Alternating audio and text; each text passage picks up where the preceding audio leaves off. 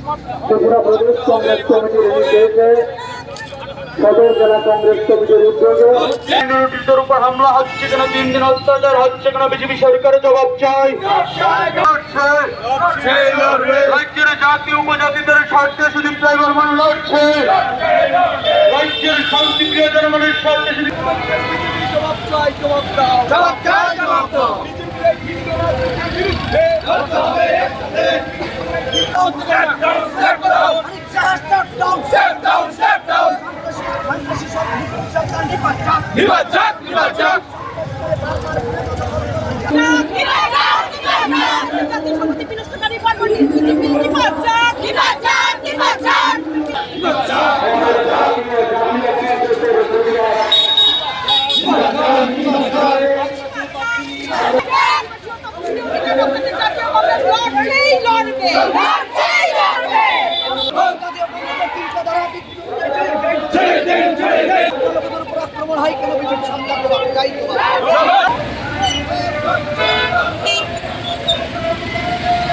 বন্দে মাতরম, বন্দে মাতরম। ওবিসিদের তাদের সংরক্ষণের অধিকার সংবিধানে রক্ষিত করার জন্য যে আন্দোলন দেশ জুড়ে শুরু করেছে, ত্রিপুরা রাজ্যেও আমরা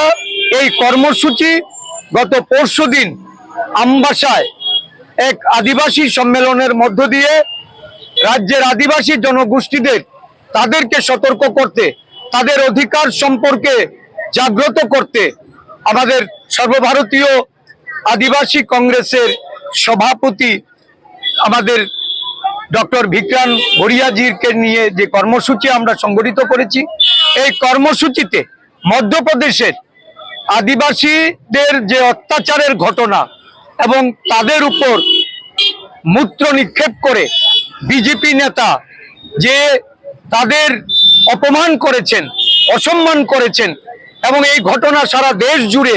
যখন গণ আন্দোলনের রূপ নেয়, যখন এই ঘটনা বিভিন্ন সংবাদ মাধ্যমে প্রচারিত হয়,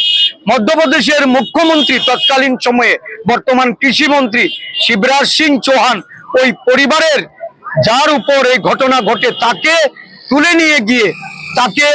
সেখানে অবরুদ্ধ করে রাখা হয়, তার পরিবারকে অর্থ এবং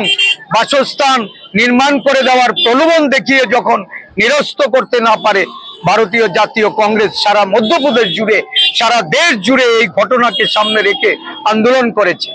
এই ঘটনাটা গত পরশুদিন